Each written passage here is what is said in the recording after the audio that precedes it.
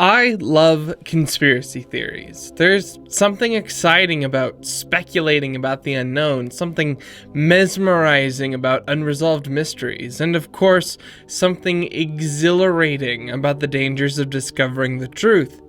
However, what if I told you that the most danger you could ever experience from a conspiracy theory will actually be from yourself?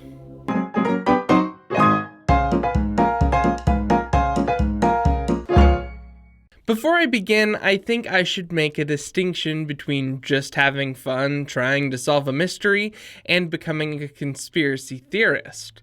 To do this, let's look at an old case, like, let's say, the Black Dahlia. If you're unfamiliar, the Black Dahlia case is in regard to the murder of 22-year-old Elizabeth Short in 1947. When her body was found, newspapers referred to her as the Black Dahlia due to her dark hair and pale appearance. No one has ever been prosecuted, and the mystery still remains opened and unsolved by the LAPD. The internet, however, believes to have solved the murder and believes it to be perpetrated by George Hodel, a physician who the LAPD believed to have committed other grisly crimes. The theory is that the LAPD did not have enough hard evidence to prosecute Hodel before he fled to the Philippines in the 1950s. But all the evidence points to Hodel committing the crime. This is substantiated by documents, LAPD files, and a lot of evidence. The conspiracy theory, on the other hand, is that Hodel bribed the LAPD to cover his involvement in the murder because the LAPD is wildly corrupt. This is not at all substantiated by documentation or any evidence. It's a theory of conspiracy, where there really is none. You see the difference? Conspiracy theories have been around for a long time, but the most famous comes from the 20th century, specifically regarding the assassination of John F. Kennedy. In 2017, a poll found that around 60% of Americans believed that the Kennedy assassination was carried out by multiple people. This number used to be even higher. That was until a popular documentary released in the early 2000s showed a myriad of evidence supporting the official story that the assassination was performed by just Lee Harvey Oswald. The conspiracies behind the assassination of John F. Kennedy are at the very least entertaining. Initially, it looks like a case veiled in the shadows of the mafia, the CIA, and the big bad federal government. That's the basis for just about every thrilling action movie, and undoubtedly trying to solve a mystery of such monumental proportions seems enticing. However, what makes conspiracy theories so enticing is they feel like critical thinking when there is none. The more you apply actual critical thinking, the more you realize that there is no hidden spy novel lurking within the case. It is what it is. The mystery has already been solved. The Kennedy assassination might be a bad example, as 60% of you guys are at the very least skeptical. So what about something easier? Flat Earth. You know, the conspiracy theory that the Earth is flat and we're just flying on a giant frisbee through the universe. This is kind of like the granddaddy of all conspiracy theories, and even though people established that the Earth was round 7,000 years ago, people today still believe otherwise. Plenty of flat earthers believe that NASA and other scientists are lying to them. Some go as far as to try to prove that the Earth is flat, only to accidentally prove that the Earth is indeed round. The problem is that people who get sucked into conspiracy theories do not think critically. They only like to think that they are. The minute you put indisputable information that contradicts their worldview, they either immediately reject it or, they blue screen. This makes it really difficult for conspiracy theorists to change their beliefs, even when the facts are presented. The truth is, the Earth is round. That's a fact, and you can quote me on that. But flat earthers feel like they're smart for knowing the science of the subject. So, I went on the Flat Earth Society's website to see if I could get some science. And it's exactly what I expected. It's all mumbo-jumbo bullshit. If you're trying to curse, you can't hear. I guess a lot of people in this neighborhood don't like it, so it's prohibited. That's bullshit. According to this flat earth expert, the most important evidence for a flat earth is that, quote, the natural behavior of water and the laws of hydrostatics, unchallenged for centuries today, that establish it cannot due to its fundamental properties and does not curve in the sustained convex curvature the globe model requires. Water's surface is only ever flat, level, and horizontal at rest of non-minuscule quantity surface area.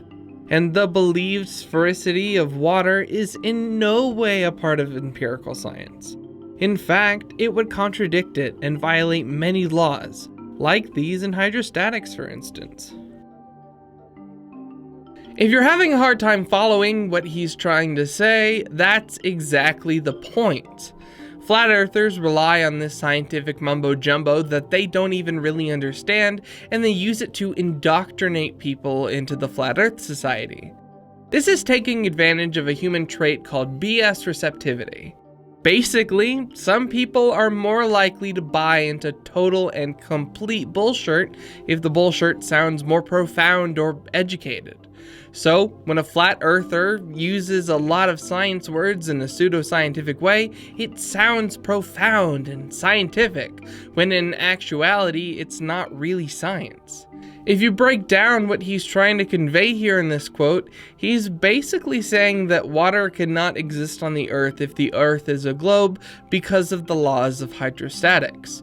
But he doesn't reference any of these laws, and in actuality, there is no law that would preclude water from existing on our spherical planet under the forces of gravity. So it's complete bullshit, but it sounds good.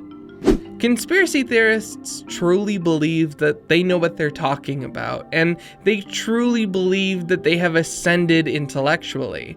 Just hear it from a flat earther who said, quote, since scrutinizing and researching the claim that the Earth is round more thoroughly than the commonplace blind acceptance and repetition lamentably required by conditioning through rote under the guise of education, I have found it to be false.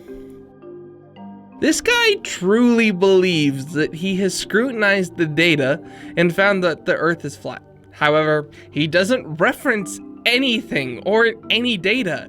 He just feels like he thought critically and has come to the critical conclusion that we sheeple simply cannot grasp. If you want to read the thread, I'll post it below, but basically our flat earther expert fails to answer a lot of important questions and gets stumped quite often. His arguments eventually devolve into planets and stars do not exist, and when asked, then why can we see them, he basically quits responding. If flat earthers and other conspiracy theorists have ascended past our inferior thinking, then why are they so easy to stump? Flat Earth is kind of an extreme, and for most rational people, it's difficult to grasp how someone can be that stupid. So, how about something less stupid? How about aliens? Now, the existence of aliens is not a conspiracy theory, it's just a theory. The conspiracy theory is that the US government is hiding the existence of aliens. Key distinction there. You're not a conspiracy theorist if you believe that aliens are out there, or even that they might have come to Earth. You're just a normal person with intelligent questions about the universe. What would make you a conspiracy theorist is believing and attempting to prove that the US government is in cahoots with the aliens, Men in Black style. Men in Black is actually a really popular franchise, but did you know it's based on a real conspiracy theory? The theory is that there is an organization, just like in the movie, that exists to keep aliens a secret. Except the real-life Men in Black are nothing like Will Smith. I make this look good. Instead, eyewitness reports say that they're tall, pale, intimidating figures who act almost robotic. There is no charm, and usually these supposed individuals only arrive to explain away UFO sightings and make idle threats to witnesses. There are dozens of reports of them and even some CCTV footage. This is actually a rabbit hole that I myself fell into about 5 or 6 years ago, and I became a mini conspiracy theorist. I dug through thousands of documents, scoured the dark web for top secret footage of alien aircraft, and I found a lot of really compelling evidence of real men in black. It was until one late night I was researching on the dark web and my webcam turned on. Someone was trying to spy on me. I kept a sticky note over it for situations just like this, but I nevertheless was spooked and hastily disconnected from the internet. From there, I stopped researching, convinced that the FBI, or worse, the Men in Black, were gonna show up knocking on my apartment door.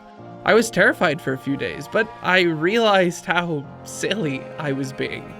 The likelihood of someone actually hacking into my computer's webcam was low. I configured Tor correctly, and it was more likely I just accidentally hit the keyboard shortcut that opens up the camera software. It was even more unlikely that anyone would show up at my door.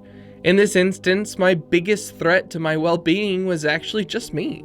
Not because I stumbled into something dangerous, but because I invented danger where there probably was none. The more I thought about my conspiracy theory, the more I came to the conclusion that the Men in Black probably don't exist the way we think they might, if, they even exist at all. All of the evidence I found pointed to a hoax, or a small, inconsequential group that kept the panic from the idea of alien invaders down to a minimum during the Red Scare. No real aliens, no big conspiracy, and probably just a couple federal agents doing their job in the US during the Cold War.